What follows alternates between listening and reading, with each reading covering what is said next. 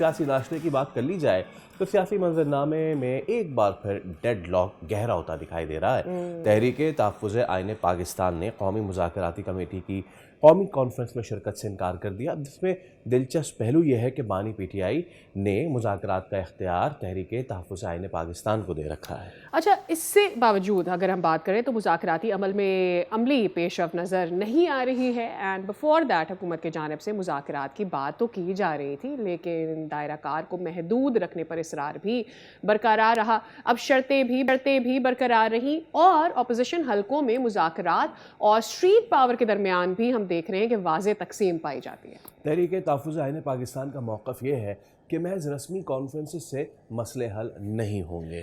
اور جب تک آئینی اور سیاسی مطالبات پر واضح عقید دہانی نہیں کرائی جاتی، شرکت بے معنی ہی نظر آئے گی۔ اس سب پہ بات کر لیتے ہیں۔ سید تجزیہ کار احتشام الحق صاحب ہمارے ساتھ موجود۔ السلام علیکم احتشام صاحب، اور بہت شکریہ آپ کے وقت کے لیے۔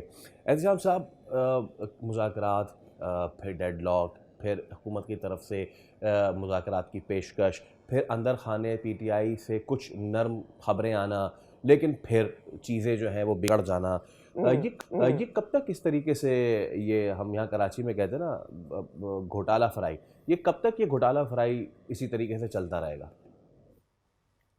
دیکھیں فیصل، جو آپ نے بات کی نا، آپ کی بات میں ایک لفظ بڑھایا میں اندر خانے۔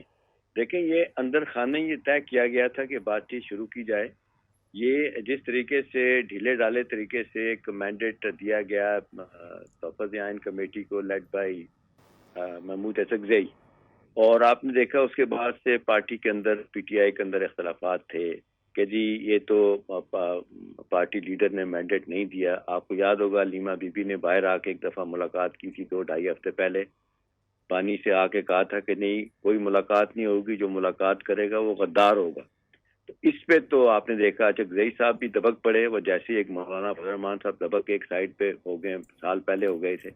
اب صورتحال جو ہے نا، یہ اندر خانے کی جو بات آپ کر رہے ہیں وہ میں آپ کو بتا دیتا ہوں۔ وہ یہ ہے کہ بڑی شدید جو ہے نا وہ مخالفت کی ہے بانی پی ٹی آئی نے، اور باوجود اس بات کے کہ بیرسٹر گوہر نے، علی ظفر نے، اور کسی حد تک کہا جاتا ہے کہ سلمان اکرم راجہ نے میں بات کی تھی، اور سلمان اکرم راجہ نے جب پچھلے دنوں ایک میٹنگ میں شدید بحث ہوئی تھی پارٹی کے اندر، تو لوگوں نے ان کو کہا کہ جی آپ کو تو مینڈیٹ دیا گیا ہے، آپ نے بانی کی رہائی کے لیے کچھ نہیں کیا۔ تو انہوں نے ایک بڑا جملہ کوٹ ان کوٹ بولا ہوا، میں آپ کو بتا دیتا ہوں۔ وہ چڑ کے کہنے لگے آپ کیا چاہتے ہیں کہ میں گھوڑے پہ سوار ہو کے تلوار لہراتا ہوا اڈیالہ جیل جاؤں اور دروازہ توڑ کے بانی کو باہر نکالوں؟ تو ایسا نہیں ہوگا، اور یہ کہ 20,000 بندوں سے انقلاب نہیں آئے گا، اس کے لیے 10 لاکھ بندے چاہیے۔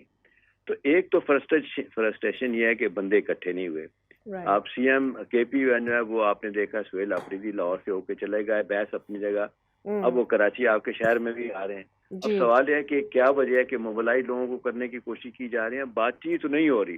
دیکھیں ایک تو کمیٹی بنائی، آپ کو یاد ہوگا وہ لوگ جن کو انہوں نے نکال دیا تھا، عمران اسماعیل ہوں، فواد چودھری ہوں، اسد عمر ہوں، ایک طرف یہ کوشش کر رہے ہیں، انہوں نے ایک کمیٹی بھی بنائی ہے، یہ کہتے ہیں جی ہم پرائم منسٹر سے بھی ملیں گے۔ اسد عمر انہوں نے اسپیکر سے درخواست کی ہے کہ ہماری ملاقات کروا دیں پرائم منسٹر سے، تو ہم اپلات کو آگے لے کے چلیں۔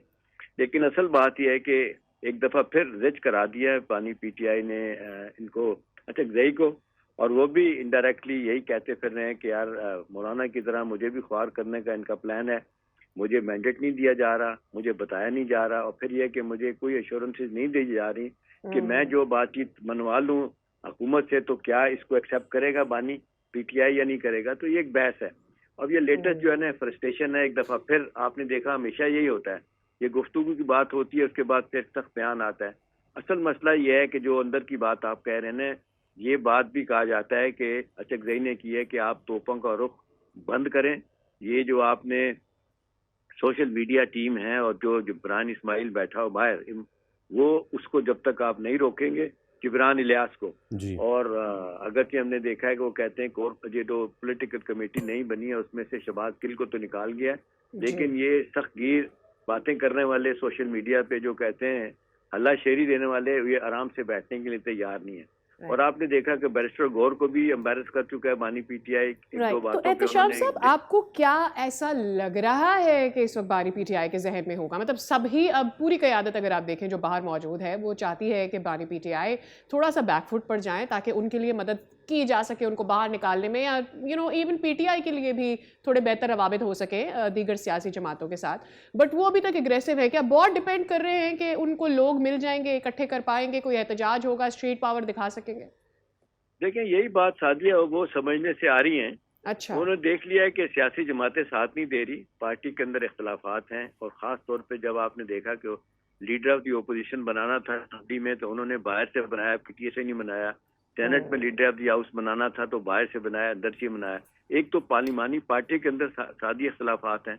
इन्होंने कोर कमेटी, पॉलिटिकल कमेटी जो 43 मेंबर थी उसको 23 मेंबर बना तो गया है, हार्ड लाइनर को निकाला भी है, लेकिन इसके बावजूद असल बात यह है कि हर बात पे वो देखते हैं जी बानी पीटीआई क्या कहता है, तो फिर बात यहाँ पे खत्म हो जाती है कि जी हमें उनसे मुलाकात करवाएं, उसके बाद वो जो हिदायत देंगे तो बातचीत होगी। तो राना सनाउल्लाह आपने देखा प्राइम मिनिस्टर के वो हैं पॉलिटिकल एडवाइजर, वो कहते हैं कि भाई जब आप वहाँ से होके आते हैं तो आके आप तशद्दुद की बात करते हैं और आप तोड़ फोड़ की बात करते हैं, आप मामला रोकने की बात करते हैं, तो लिहाजा मुलाकात की इजाजत नहीं दी जाएगी जब तक के रवैये में तब्दीली नहीं आती। एक तो ये आपको बता दूं सादिया प्रेशर है on the part of the बानी पीटीआई और उसके जो हार्ड लाइनर कुछ लोग हैं।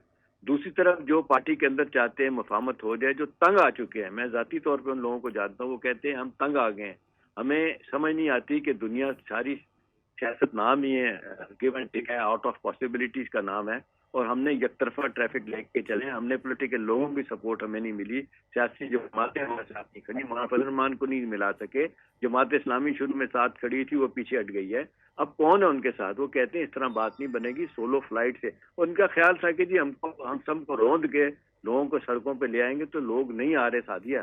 देखिए ये 26 नवंबर का था ना, बड़ा प्लान किया गया था कि लोग इकट्ठे होंगे।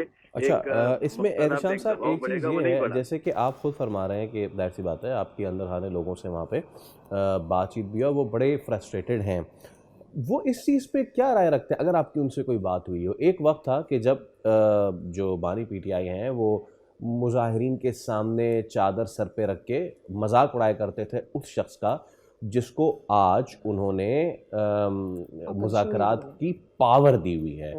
इस डायकॉटमी पे जो लोग हैं पीटीआई के अंदर वो क्या राय रखते हैं?